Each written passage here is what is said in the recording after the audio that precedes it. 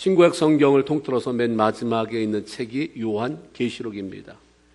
요한계시록 2장 3장에는 사도 요한이 하나님의 명령을 따라서 아시아의 7 교회들에게 보낸 편지가 들어 있습니다.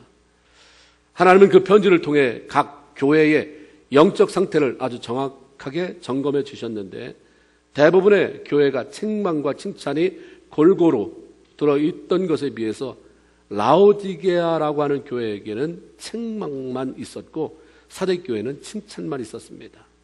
그런데 칭찬을 받았건 책망을 받았건 7 교회 모두에게 동일하게 주신 메시지가 있었는데 두 가지. 하나는 성령이 교회들에게 하는 말씀을 들어라라고 하는 것이고, 또 하나는 이기는 교회가 되라라고 하는 말씀입니다.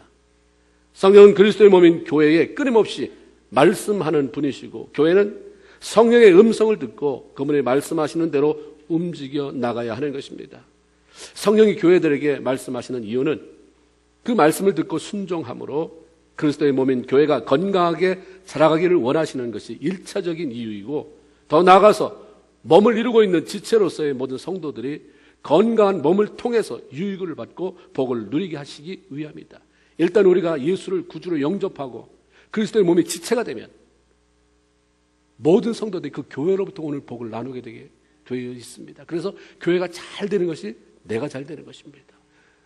내가 잘 되려면 남을 잘 되게 만들어야 돼요. 나 혼자 교회를 건강하게 만들 수 없거든요. 더불어서 교회를 건강하게 만들어야 그 복이 함께 오는 것이기 때문에 서로에게 당신의 잘 되는 것이 내가 잘 되는 것이다. 연약한 자를 이렇게 세우시고 함께 그래서 같은 수준으로 나가야 되는 것입니다. 성령이 교회들에게 하시는 말씀은 특별한 은사를 가진 사람들을 통해서 들려질 때도 있지만, 보통은 성경을 통해서 들려지기도 하고 하나님께서 세우신 주의 종을 통해 선포되는 그런 메시지를 통해서 하나님의 음성이 전달되기도 하는 것입니다. 성령의 음성에 불순종하고 의도적으로 도전하게 될 때에 그리스도의 몸인 교회와 교회를 구성하는 성도들이 갖게 되는 불이익은 엄청난 것입니다. 그렇기 때문에 성도들은 서로 하나님의 음성에 순종하려고 애를 쓰게 되는 것이고, 의도적인 배역이 없도록, 하나님 앞에 불순종하는 일이 없도록, 거역하는 일이 없도록 자기를 쳐서 자꾸 복종시키게 되는 것입니다. 예수 믿는데 누가 성령의 음성을 거역한다는 말인가? 라고 말할 것입니다. 그러나 하나님의 백성으로 훈련되지 않으면 어려움 당할 때마다 성령의 음성보다 나 자신의 자존심을 더 소중하게 생각하기 때문에 결탄코 성령 음성에 순종하지 못합니다. 제가 간 평택 지역은 옛날부터 나사렛 교회가 그쪽으로 들어왔기 때문에 다른 교단보다 나사렛 교회가 참 많이 있는, 그쪽으로 몰려 있어요. 제가 살아왔던 모교회도 거기서 가까운 있었는데 가서 참 많은 그 교회가 당하는 어려움을 들었습니다. 목회자를 청빙하는 교회에서 70년이 넘는 교회의 역사를 가지고 있는데 교회 목회자를 청빙하는 가운데서 교회가 분리가 됐습니다. 그 두 개로 딱 갈라졌는데, 갈라져서 한 교회는 옛날 건물을 차지하고 있고 다른 또 한 그룹은 바로 교회 앞에다 텐트를 치고 예배를 드리고, 이거 어떻게 해결될 방법이 없습니까? 그러니까 교인들이 고집 부리고 갈라지는 것은 절대로 해결 안 됩니다. 어떤 분이 그렇게 얘기해 주더라고요. 예수 안에서 고상하게 감싸진 자존심, 방법이 없다는 얘기예요. 하나님이 그렇게 목숨 걸고 싸우라고 한 게 아닌데, 성령의 음성은 사랑해라, 연합되라, 용서라는데 내 자존심에 걸려 있으면 절대로 안 들어요. 그리고 평소에는 문제가 없을 때는 남을 또 사랑해야지, 자존심 내려놓고 이해해야지, 나의 이익이 걸려 있으면, 내 자존심이 걸려 있으면 그게 안 되는 게 우리의 문제인 것입니다. 그러니까 성령이 교회들에게 하는 음성을 들어라, 음성 들어라. 못 듣고 산다는 거예요. 들어도 안 한다는 거죠. 이기는 교회가 되어야 한다는 의미는 교회가 이 세상에 존재하는 동안 끊임없이 공격을 당하게 되지만 교회는 타협하지 말고 하나님의 말씀의 방법대로 승리할 수 있어야 한다고 하는 것을 우리에게 말씀해 주는 것입니다. 교회는 건물이 아니라 사람이라고 할 때에 하나님께서 교회에게 말씀하셨다고 하는 그 의미는 곧 성도 한 사람 한 사람에게 말씀하셨다고 하는 뜻이 됩니다. 성도들은 이 땅에 사는 동안 수시로 공격해오는 수많은 유혹과 어려움들, 나 자신을 대상으로 싸워 이겨야 하는 사람들입니다. 사도 바울은 모든 성도들이 이 땅에 살아가는 동안에 싸워야 하는데 싸울 대상이 뭐냐? 에베소 6장 12절에 이렇게 말씀합니다. 우리의 씨름은, 우리의 싸움은 혈과 육에 속한 것이 아니요 정사와 권세와 이 어둠의 세상 주관자들과 하늘에 있는 악의 영들에게 대함이다라고 구체적으로 말씀합니다. 사람과 싸우지 말아라. 이 땅에 사람은 다 소중한 사람이다. 사람은 다 사랑할 대상이지 사단이 뒤에서 뒤트니까 그러는 것이지. 그러니까 사람 보고 사람 미워하고 사람하고 대판 싸우지 말고 기도하면서 사탄을 물리쳐라. 사람은 사랑하고 사탄은 미워하고. 그렇죠? 절대로 사람이 사탄 아니잖아요. 근데 우리가 미숙하기 때문에 성경의 음성을 듣지 못하기 때문에 사람하고 싸워요. 사람 미워하다가 일생 끝내요. 오늘 본문은 모세가 이스라엘 백성들을 이끌고 가나안을 향해 가는 도중에 아말렉의 공격을 받고 싸워 이긴 승리의 보고서입니다. 하나님은 아말렉과 싸워서 이긴 이 전쟁 스토리를 책에 기록해서 계속해서 사람들이 읽을 수 있도록 하라고 하셨고 여호수아에게는 그걸 외워서 끊임없이 그 말씀을 상고하라고 명령하고 계십니다. 그 이유는 이 전쟁의 승리가 전략이 뛰어나거나 군사들이 용맹해서가 아니라 전적으로 하나님 도우심 때문이었다고 하는 사실을 알려주고 싶은 거죠. 앞으로 여호수아가 모세의 뒤를 이어서 이스라엘 백성들을 가나안 땅으로 이끌어가게 될 터인데 동일하게 많은 전쟁이 있을 것이다. 동일하게 많은 공격을 받게 될 것이다. 하나님의 도움을 구하고 그분만을 승리하며 승리해라. 그분만을 신뢰하고 이 모세와 함께했던 하나님이 너와 함께할 것이니까 동일하게 승리하라고 하는 그런 차원에서 모세 귀에 외우게 만들어라고 하셨고 또한 전쟁에 승리하는 방법을 구체적으로 알려주기 위해서였습니다. 싸우는 사람들이 이 성경을 읽으면서 어떻게 우리가 이 땅에서 승리하는 삶을 살까를 배우게 하기 위해서 그걸 꼭 기록해야 된다 말씀한 거죠. 잠언 24장 6절에 보면 너는 전략으로 싸우고 승리는 지략이 마음에 있다라는 말씀이 있습니다. 전쟁을 수행하기 위해서는 좋은 길잡이가 가이던스라고. 너는 전략으로 싸우라 했을 때 이 전략이 영어 성경에는 가이던스가 필요하다. 길잡이가 필요하다. 승리를 위해서는 절대로 너에게 충고해 주는 사람이 있어야 된다. 우리가 이 땅에 살아가는데 전쟁이죠. 전쟁. 살아가는 게 전쟁이고 그렇죠? 우리가 삶 속에서 만나는 수많은 싸움에서 승리하는 데 필요한 그 비결이 있다고 한다면 전략에 안내자가 필요한 것입니다. 그 충고자가 필요한 거예요. 그게 어디서 찾느냐면 성경이다라는 거예요. 성경 말씀에 우리가 살아갈 방법에 대해서 어떻게 우리가 승리의 삶을 살 수 있는지 전략과 하나님의 충고가 그 안에 들어있다고 하는 말씀입니다. 이 본문의 말씀을 쭉 읽어보면 이스라엘 백성들이 아말렉의 공격을 당할 때 그때가 언제였는지 그 배경을 먼저 우리에게 말씀해 주고 있습니다. 8절을 보니까 그때에 아말렉이 와서 이스라엘과 르비딤에서 싸우니라. 이스라엘 백성들이 이제 광야를 행군하는 도중에 르비딤이라고 하는 지역에 이르렀습니다. 하나님이 거기 텐트 치라고 해서 텐트를 쳤습니다.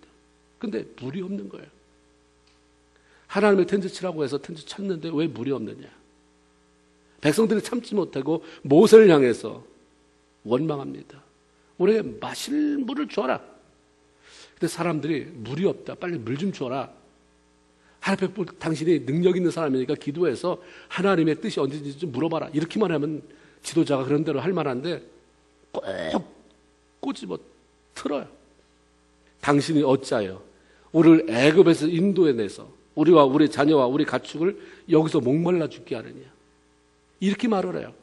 그리고 잘 보세요. 신앙생활 하면서 여러분이 부부싸움 할 때, 내가 미워하는 사람이 있을 때, 물 달라. 너 왜 나한테 물 가지고 있으면서 안 줘? 이렇게 말합니까? 아니면 너 왜 날 여기까지 오라고 해서? 거기 있으면 편할 텐데. 그래서 물 안 줘가지고 나와 내 자녀들과 내가 삶이 이렇게 곤란하게 만드냐. 이렇게 악한 말로 원망을 하는가. 성경에 보면 그렇게 한 말을 악하다고 말해요. 참 악하다. 아니다 그러면 되는데 그걸 그냥 사람이 들쑤시게 만들어요. 속이 아주 끓어오르게 만들어요. 모세가 늘 이러잖아요. 그런데도 모세가 사람하고 안 싸우잖아요. 그걸 가지고 하나님 앞에 가서 기도해요. 하나님, 근데 정신이 없어요. 그 말에 내가 창을 맞은 것 같습니다. 표현이 그렇잖아요. 그리고 하나님 앞에 기도해요. 이렇게 하고 하나님 해결하니까 하나님이 나중에 모세처럼 세상에 온유가 뛰어난 사람 없다. 모세 성깔이 있거든요. 성깔이 없어서 온유하다는 게 아니라 사람하고 안 싸운 거예요. 늘 하나님 앞에 가서요. 듣는 대로 거기서 세상 말로 맞짱 뜨지 않았어요.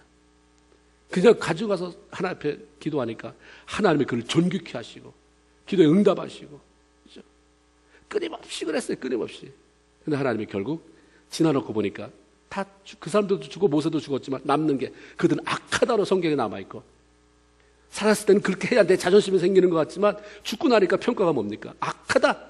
그들 악하게 살았다. 모세는 그렇게 힘들게 사는 것 같지만 평가는 모세처럼 온유가 뛰어난 사람이 없다라고 기록을 해놓는 거예요.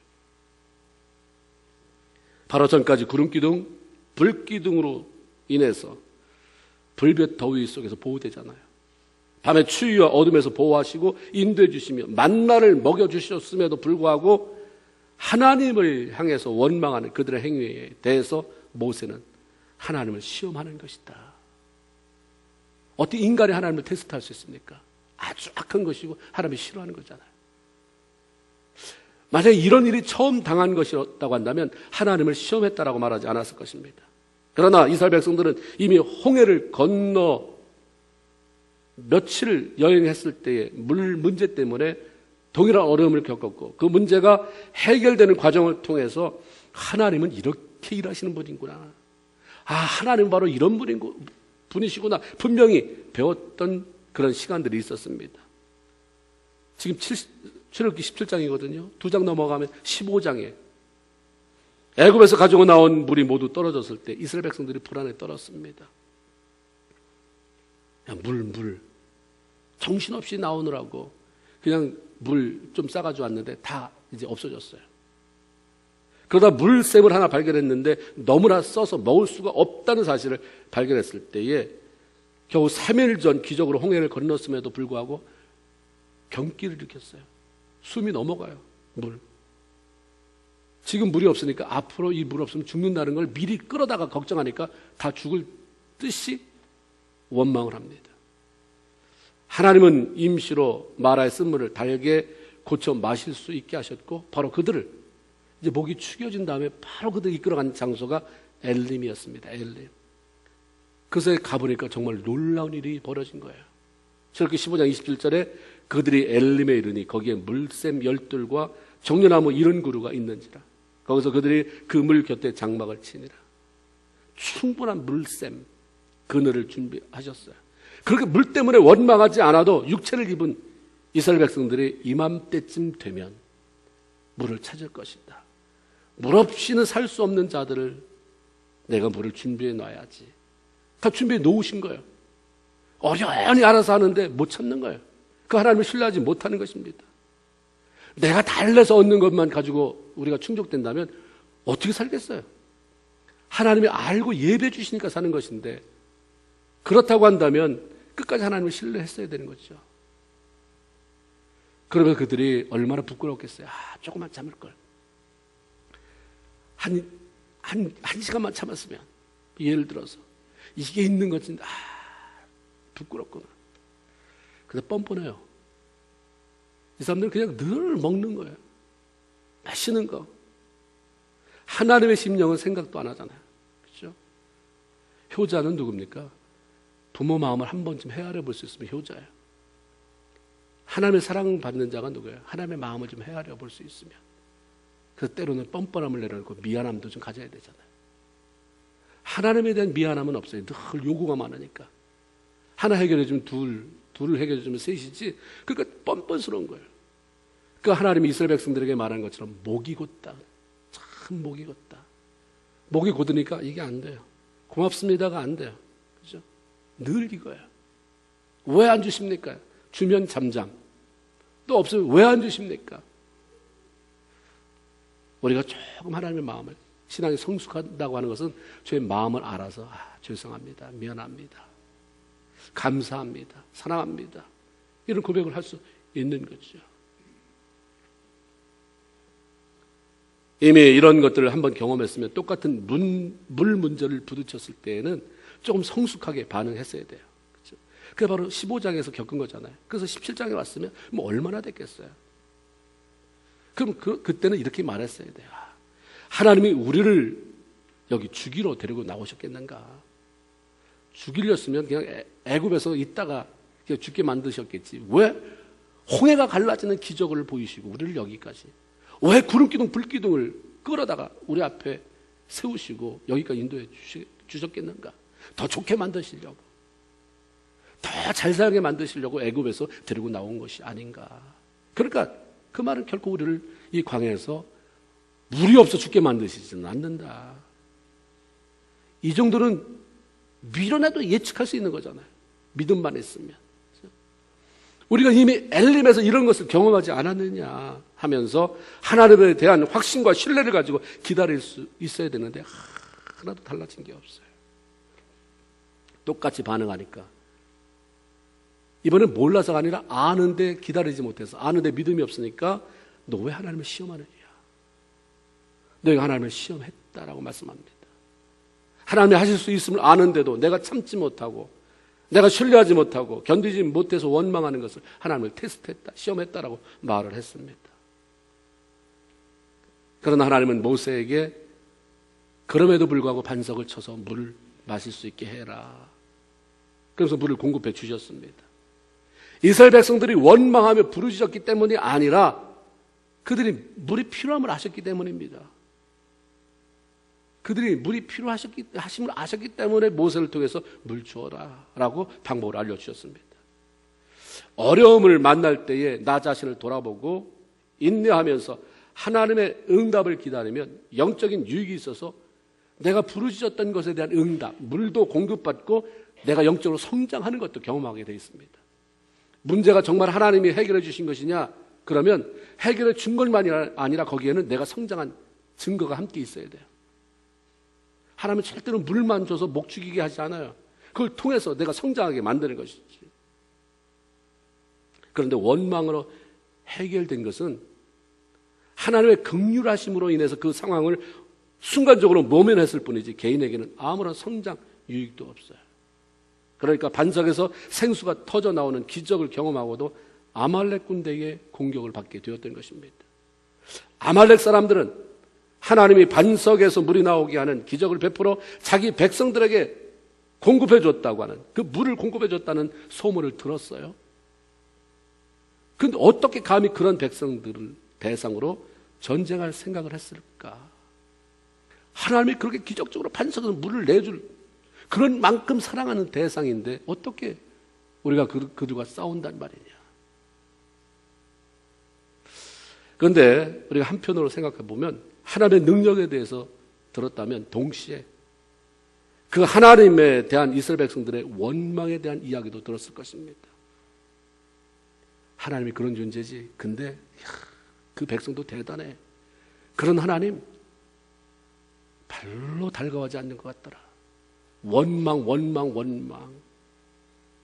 하나님은 두려운 존재라 할지라도 그렇게 원망에 대는 무력한 이스라엘 백성들을 뭘 무서울 게 있겠습니까?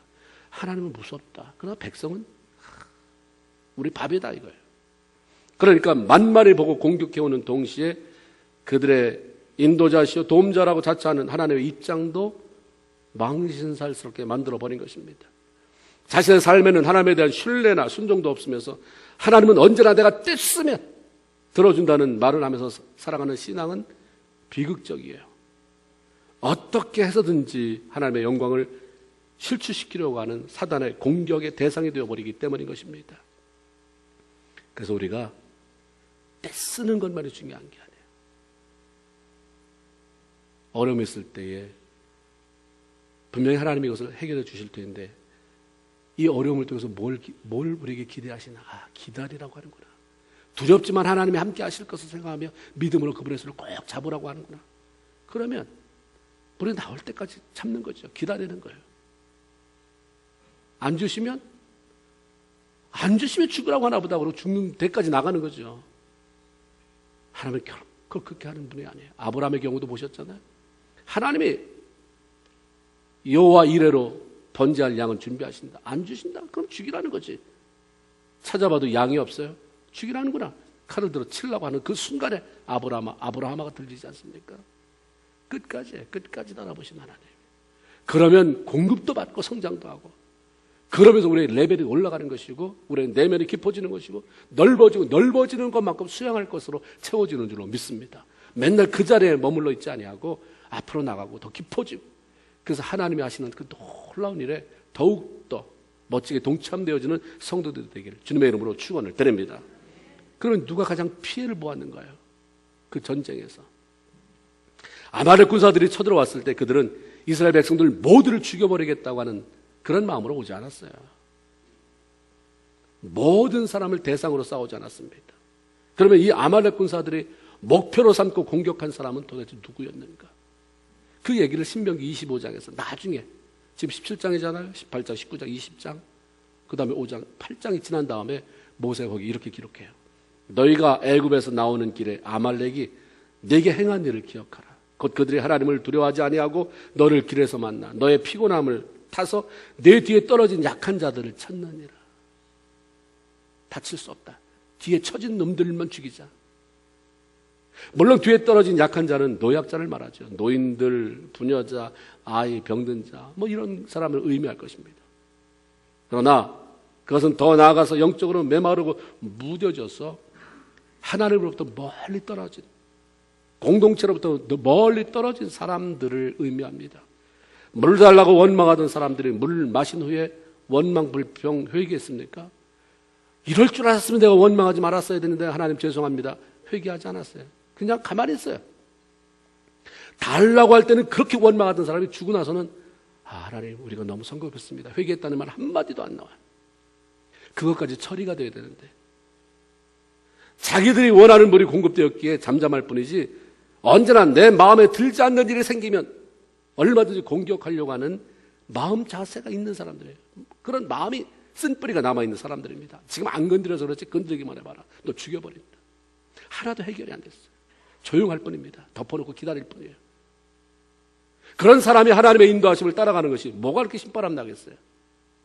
원망이 잠깐 가려져 있을 뿐인 사람들에게 하나님이 신바람 나겠어요? 그러니까 뭘 이렇게 재미있다고 뛰어가듯이 그 앞에 구름기둥 앞으로 달려가려고 하겠어요? 불기둥 앞으로 달려가겠어요? 뒤처질 수밖에 없는 거예요. 마지막에 따라가는 것입니다. 떨어져 나가면 공격이 대상이 되고 마는 것처럼 결국 불필요한 피해, 손해를 당하게 됩니다. 원망, 불평을 철회내지 못하고 하나님에 대한 그런 감격을 회복하지 못하면 기도하고 싶은 생각 안 나요. 말씀 읽고 뭐 묵상하고 그럴 마음에 여유 없습니다. 나는 잘 살아가는 것 같지만 하나님 볼 때는 너무 떨어져 있어요. 너 좀 빨리 좀 와야지. 거기는 아말렉의 공격권이다. 좀 빨리 와라, 빨리 와라, 빨리 와라. 하나님은 나를 살리려고, 우리를 살리려고 빨리 오라고 하는 거죠. 너 말씀 안으로 들어가라, 기도해라. 근데 무슨 내가 대단한 것처럼 배짱 튕기면서 알았어요, 바쁜데 시간 남은데 예수 믿어요. 어느 순간에 아말렉이 공격하면 손 쓸 방법이 없는 것입니다. 그러니까 어느 틈에 영적으로 탈진되어서 주님으로부터 이탈되게 되고 멀리 떨어지게 되고 뒤처지면 사단의 치명적인 공격의 대상이 될 수밖에 없는 것. 이것이 성경에서 우리에게 알려주는 것입니다. 성경은 이렇게 되는 것을 방지하기 위한 처방전을 이렇게 알려주세요. 신명기 4장 4절 오직 너희 하나님 여호와께 붙어 떠나지 않는 너희는 오늘까지 다 생존하였느니라. 아멘. 누가 사는 거냐면 붙어있으면 산다는 거예요. 이거 예수님께서 나는 포도나무요 이렇게 말씀하기 이전에 모세가 신명기에서 경험을 통해서요. 어떤 놈이 살았나 피착 모여들어서 붙어있는 사람은 다 살아있구나. 똑같아요. 붙어있으면 살아요. 하나님의 있으라고 하는 것은 붙어있으면 삽니다. 신실하신 하나님만 바라보며 그분께 붙어있는 것만이 우리가 불필요한 공격을 받지 않고 공격을 받는다 할지라도 사는 길인데 여러분이 늘 주께 붙어있음으로 말미암아 살아나는 자, 살아날 뿐만 아니라 주의 눈에 띄어서 하나님 앞에 멋지게 쓰임받게 되기를 주님의 이름으로 축원을 드립니다. 하나님은 모세에게 아말렉 공격에 대해서 승리할 수 있는 전략을 알려주셨습니다. 여호수아는 이스라엘 백성들을 중에서 전쟁에 나갈 만한 자를 뽑아서 현장에 투입시켰어요. 그리고 모세는 지팡이를 손에 쥐고 산꼭대기에 올라가 서 있었습니다. 기도했다는 말이에요. 여호수아가 기도하는 동안 우리는 기도하면서 그 전쟁을 후원한 거예요. 오랫동안 애굽에서 종살이 하느라고 군사훈련을 제대로 받은 사람 하나도 없었어요.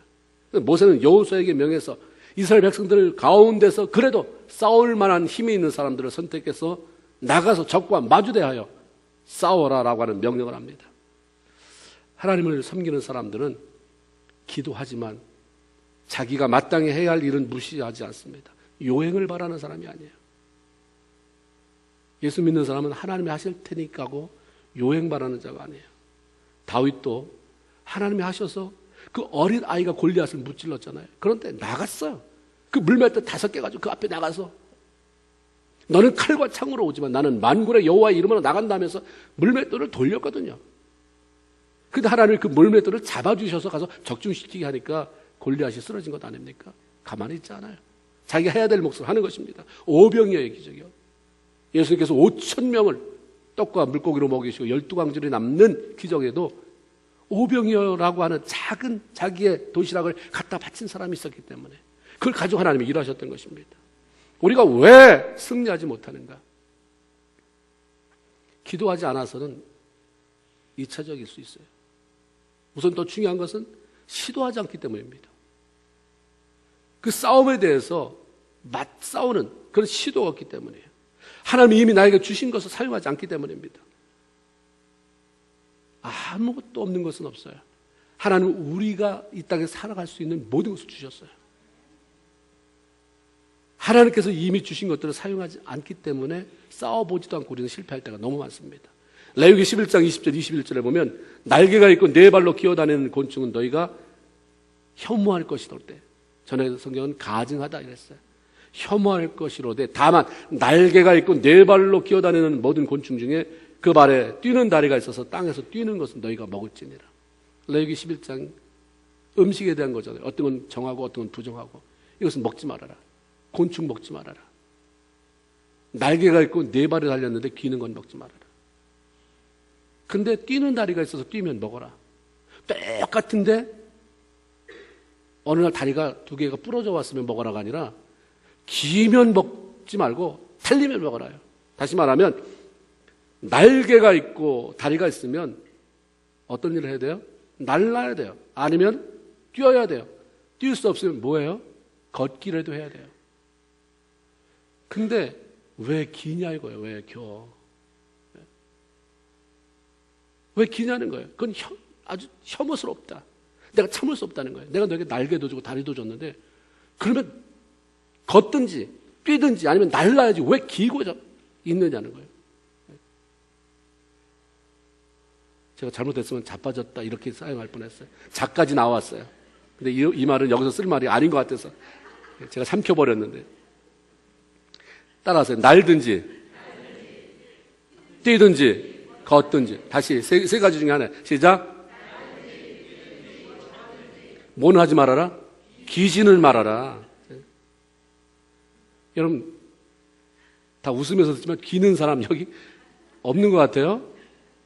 내가 뭘 알고 하는 말은 아니에요. 기는 사람이 왜 없어요? 지금 볼 때 그건 내가 날개도 주고 다리도 주고 그 날거나 뛰거나 걷거나인데 왜 기냐 이거예요. 기냐. 날개가 있고 다리가 있음에도 기는 이유가 뭡니까? 게을러서요. 게으른 거예요. 움직이기 싫으니까요. 잠언 19장 24절에 보면 게으른 자는 그 손을 그릇에 놓고도 올리기를 괴로워한다. 성경이요 너무 자세하게 다 써 있어요. 밥숟갈 놓고 그냥 몰라 자야지. 예? 이런 말이 있다는 거예요. 날개가 있고 다른 그게 있는데 다 있는데도 귀찮아가지고 그냥 겨. 로마서 12장 11절에 부지런하여 게으르지 말고 열심을 붓고 주를 섬기라. 주를 섬기는 게 겨서는 절대로 안 된다는 거예요. 또 하나는 뭡니까? 열등감 때문이에요. 다른 사람이 날개로 날고 다리로 뛰는 것은 부러워하는데 정작 나에게 있는 날개로, 다리로는 날 생각이나 뛸 생각을 하지 않아. 멋지다, 잘 뛴다. 계속 안 하니까 퇴해야 되잖아. 이걸 자꾸 처음에는 날개짓 하려면 얼마나 아프겠어요. 막 옆구리가 막 찢어지는 것 같이 아플 텐데 하다 보니까 날르는 거거든요. 해보지도 않으니까 맨날 겨웠으니까 이게 언제 날라져. 그러니까 맨날 부러워만 하고 있는 거예요. 남이 고통 당할 때 그 고통이 싫으니까 자기는 가만히 있고 나를 때는 또 열등감 가져요. 좋겠다, 잘 날라서, 잘 뛰어서. 또 하나는 두려움 때문입니다. 미처 날개가 잘 발달되기도 전에, 힘을 얻기 전에 어떻게 날아보려고 하다가 떨어졌거나, 그래서 많이 다쳐본 경험이 있거나, 그럼 두려워해요. 그 다음부터 안 쓰는 거예요. 그 두려움은 사람들로 하여금 행동하지 못하게 만드는 거죠. 모세가 여호수아에게 자기 기도할 거지만 사람 뽑아라. 일단 나갈 수 있는 사람 뽑아라. 그러니까 나가서 싸우게 해라. 모세가 걱정이 얼마나 많겠어요. 군사훈련 한 번도 받아보지 못했고 일단 나가라고 해놓은 거예요. 그리고 그가 이제 하는 것은 하나님 아시죠? 싸우긴 하는데 정말 내가 생각해도 오합지졸이고 뭐 어떻게 해야 되는지, 전쟁을 어떻게 수행해야 되는지 아는 바가 없는 사람들입니다. 하나님 도와주시지 않으면 우리는 망합니다. 모세는 아론과 홀을 데리고 산에 올라가서 여호수아가 싸우는 동안 손을 높이 들고 하나님께 기도합니다. 모세의 기도손에 올라가면 여호수아가 이기고 모세의 기도손에 내려오면 역전이 되어서 아말렉이 이기는 일이 벌어집니다. 이 사실을 지켜보던 옆에 동역자 아론과 홀이 기도구나, 기도. 이 전쟁의 승패 관건은 기도에 있구나. 그러면 모세 팔에 내려오지 말아야 된다. 어떻게 했습니까? 모세요, 힘드시죠? 손 올리세요. 당신이 손이 내려오면 지고 올라가면 이기는 거 보면서도 어떻게 그렇게 부들부들 떨면서 내려오십니까? 당신은 지도자이기 때문에 올리셔야 됩니다. 올리셔야 됩니다. 살신 성인하셔야 돼요. 죽는 한에 있더라도 손 올리다 죽으세요. 이러지 않았어요. 큰 돌 구에다가 앉히는 거예요. 그리고 양쪽 손 하나씩 잡아서 기도하게 만드는, 이런 공동체가 사는 줄로 믿습니다. 어디나 정죄가 이게 들어가면 그렇죠? 이게 들어가면 망하는 거예요. 네가 집에서 일도 안 하면서 뭐 했어? 이런 집안, 잘 되는 집안이 있으면 나와보라고 하세요. 네? 내가 뼈 빠지게 나가서 이러는 동안 너 집에서 애 데리고 뭐 했냐? 이러는 동안 뭐예요? 너가 잘못했지만 누군가 널 잘못하게 만든 한 놈도 있을 수도 있고, 셋은 내가 잘했다는 거잖아요. 나는 잘했는데 너는. 그렇죠? 그렇게 도와가면서, 그리고 모세의 팔이 안 힘들잖아요. 잡아주니까. 기도는 하나님과 열린 관계로 기도할 수 있었던 거죠. 전쟁이 이스라엘 편으로 자꾸 우세하게 됐습니다. 결국 이겼어요. 이것은 성도들이 전쟁에서 승리할 수 있는 비결은 무엇보다 기도라고 하는 사실을 우리에게 알려주죠. 사무엘상 17장 47절, 또 여호와의 구원하심이 칼과 창에 있지 아니함을 이 무리로 알게 하리라. 전쟁은 여호와께 속한 것인즉 그가 너희를 우리 손에 붙이시리라. 우리가 기도할 때 하나님은 싸우시는 것입니다. 잠언 21장 31절에 싸울 날을 위하여 마병을 예비하거니와 이김은 여호와께 있다. 전장에서 마병을 준비한다는 거예요. 군사들 다 훈련시키고. 그러나 이김은 하나님 앞에 있다. 내가 싸우지 않으면 안 될 것처럼 최선을 다해서 싸우고, 하나님이 도우시지 않으면 이거 망한다, 이길 수 없다라고 하는 사실을 알고 철저히 하나님을 신뢰하며 기도하는 것이 승리의 비결입니다. 학업도 마찬가지고 비즈니스도 마찬가지예요. 요즘 그렇게 한가하세요. 하나님이 맡겼어요. 그래서 할 일이 없어서 빈둥댑니다. 아니잖아요. 이 비즈니스 하나님이 나에게 주셨기 때문에 내가 최선을 다해서 사람들 조언을 구하고 열심히 닦고 쓸고 가꾸고, 내가 하지 않으면 이거 누가 도울 사람이 없다. 그렇게 최선을 다하고 하나님 앞에 엎드려서는 하나님이 도와주시지 않으면 이 비즈니스는 소망이 없습니다. 최선을 다할 때 하나님의 역사가 일어나는 줄로 믿습니다. 그렇죠? 고린도전서 15장 57절에 보면 우리 주 예수 그리스도로 말미암아 우리에게 이김을 주시는 하나님, 이런 말이 나와요.